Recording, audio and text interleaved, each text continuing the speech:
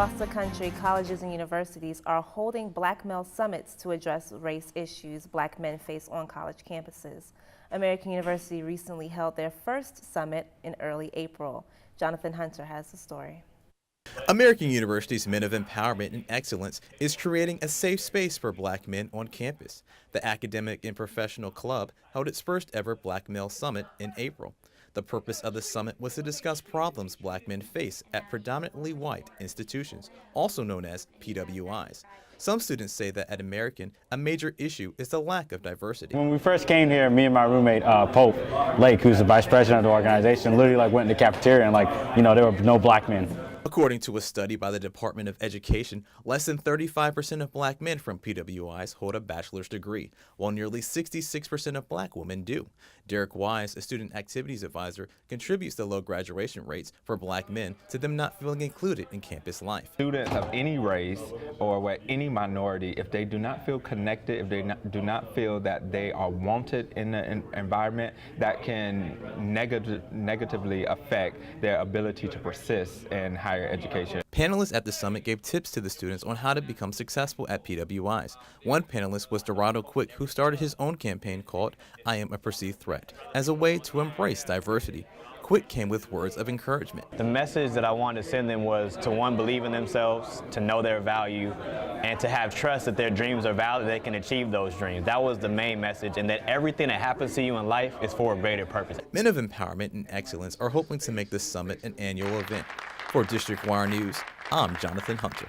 According to the Journal of African American Males in Higher Education, Black females outnumber men 2-to-1 on college campuses. That journal found that these statistics cause Black men to feel marginalized on their predominantly white campuses. Today, we will talk about how to make all students feel welcome at American University. Here to join us today are AU students Jamal Chavez and Aria Gills. They are a part of the organization called Bridge that promotes diversity and intersexuality. Also joining us are Marley Taylor, the president of the Japanese Conversation Club, and Louis Salazar, who is a member of the DC Latino Student Partnership. Welcome everyone, thank you for joining us. Thank you. So the package that we just saw, African American men don't really feel included here at American University. And oftentimes when you don't feel included here at American University, you don't really perform well in the classroom. So what do you all think that American University can do to include African American men in off-campus and on-campus activities? Well, I think that definitely there's an issue with inclusion of African American men at American University, and I think that the solution isn't necessarily predominantly a focus on African American males, but just communities of color in general. So the same things that they can do to solve the problem for African American males can solve the problem for all minorities at American University. So things like financial aid, increasing financial aid could kind of take the burden, some of the stress off of students of color in general, not just African American males, because we all know that impacts the classroom a lot. If you have to work multiple jobs while still trying to maintain the same course loads as your other counterparts, it could cause some unneeded stress that could affect you academically. Yeah, I completely agree with Ari. Another thing that the university could do is support student groups like Bridge. When I first arrived on campus, there was no student outlet for graduate students of color. And that's when Ariel approached me about the idea of Bridge. So that's something that we kind of created and helped build up. And so that's something we definitely need a lot of support for. And so it'd be great for the university to help us get behind that and help us continue that and grow that. The other thing in terms of course load and courses, not a lot of courses delve deeply into race. It'd be nice for them to cover race and ethnicity and all the issues surrounding that with policy and administration a lot better. And we're going to call up a graphic, and it shows the statistics of American University in 2013. It says that 55% of the campus is white, 9.4% of the campus is Hispanic or Latino, 6% is Black, and 5% is Asian. So, Luis, Tell me how your group has tried to promote inclusion and diversity. Like, what kind of students do you reach out to, and how has that helped the community, Latino community at American University? So, being a Latino student at American, being Latino itself is a very complex issue because you have international students and domestically, students that were born here in the United States, like myself. And so, to get the international students on board is very difficult because they already have formed their own community. And there's also the issue of race, whether you're a white Latino, black Latino, brown Latino. But as a whole, here on campus and off campus with the DC Latino Student Partnership, we try to allow each culture to find itself. Dominicans, Puerto Ricans, Caribbeans, so there's so many different categories, but we try to come together.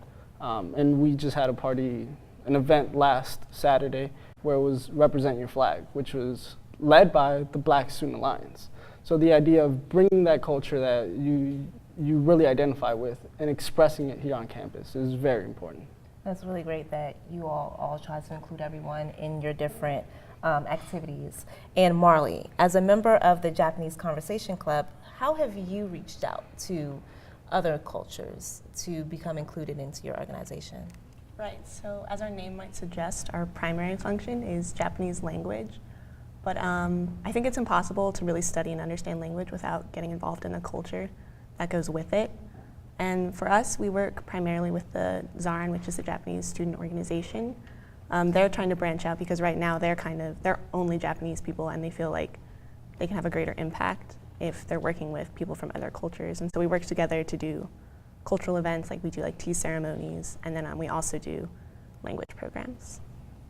And as a Bridge member, what is Bridge? Like, what is the primary focus, the mission statement for Bridge? Well, Bridge is focused, it stands for Building Relationships, Improving Diverse Graduate Experiences.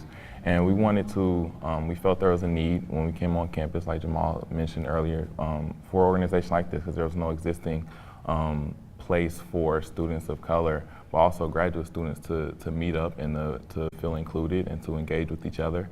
And so our primary purpose is our service, social activities, as well as professional development and academic engagement. So we're really trying to hit the full student experience, and we just needed a place where we could feel welcome and to also as a conduit of information for the university. We've actually been engaged by the university at different levels with some of the initiatives that they're trying to take to enhance diversity at American University, and so we felt honored and we felt that our purpose has been fulfilled, but we're still pushing for more because there's still a lot of work to be done. And so that's what Bridge was founded for, and we'll continue to be around to push for enhanced diversity through creation of physical spaces.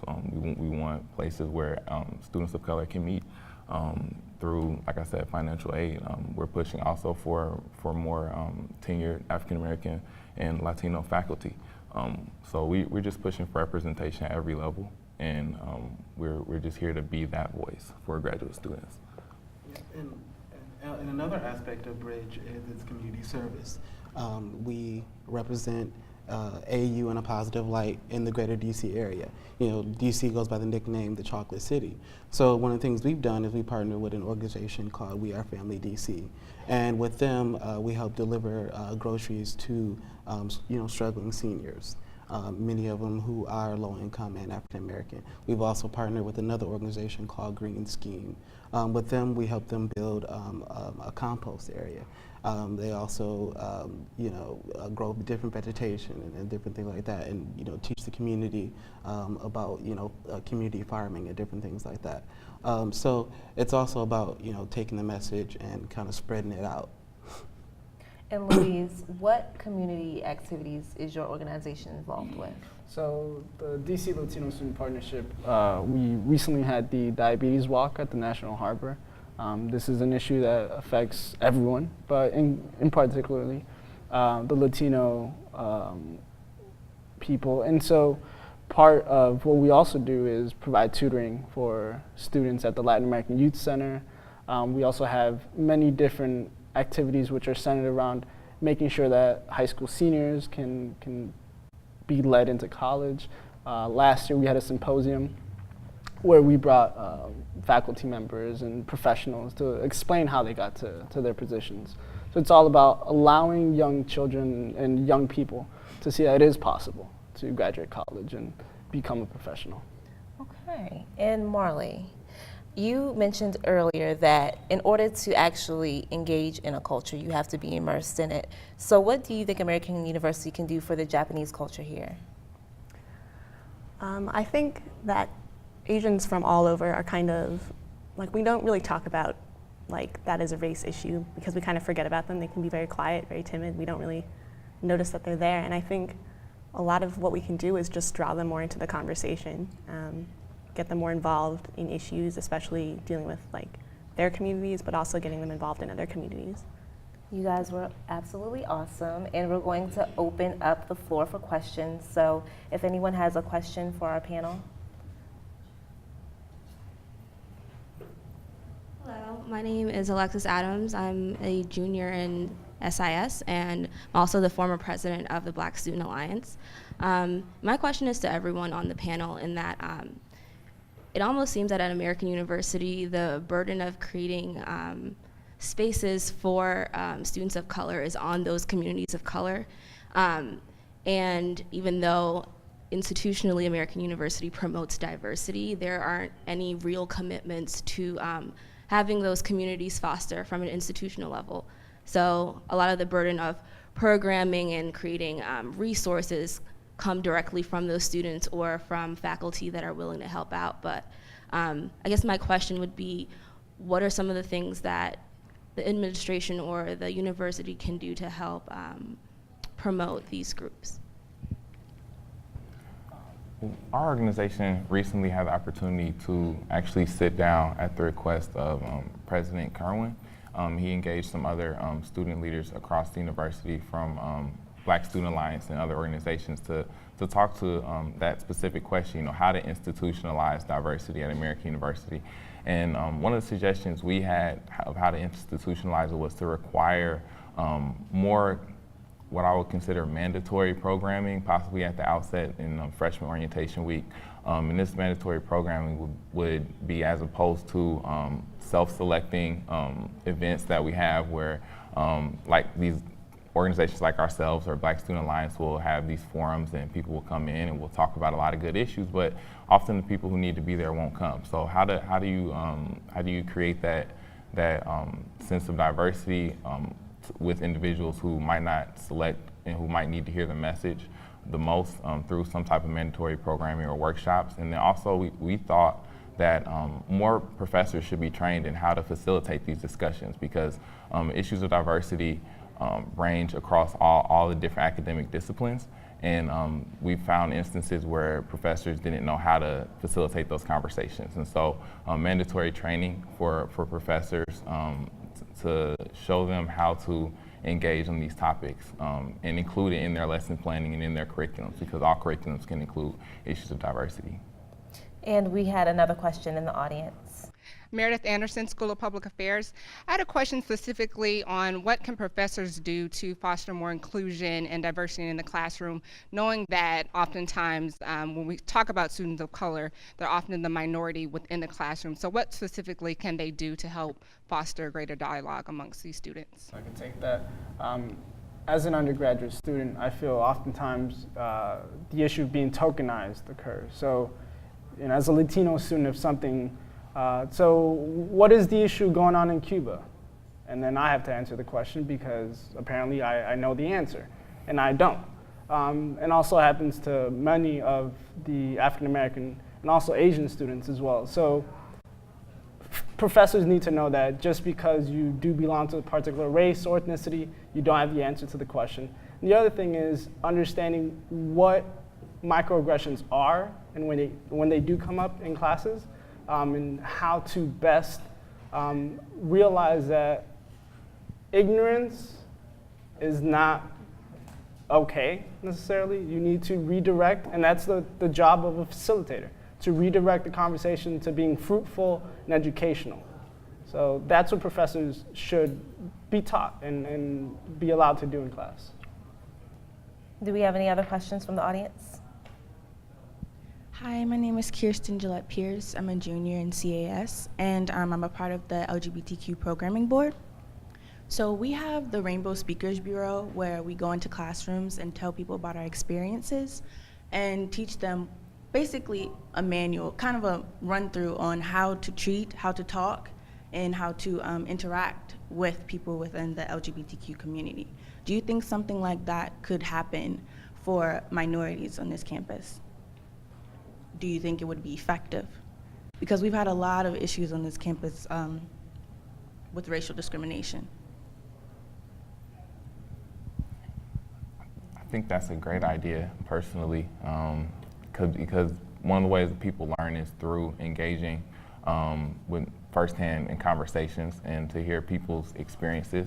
And so we have the ability to choose our friends, and so a lot of people might come from areas where they don't have to engage with any person of color ever and come to the university with those experiences, and so they're just simply ignorant. And so I think the idea that you just mentioned with having more speaking opportunities and intercultural dialogues at the student level is a great idea. Well, Jamal, Ari, Marley, and Luis, it's been a pleasure having you all today. Thank you so much. Thanks for having us. Coming up, faculty diversity. Now that we've heard from the perspective of American University students, we'll sit down with some American University professors to find out what their experience has been like here at AU. Stay with us.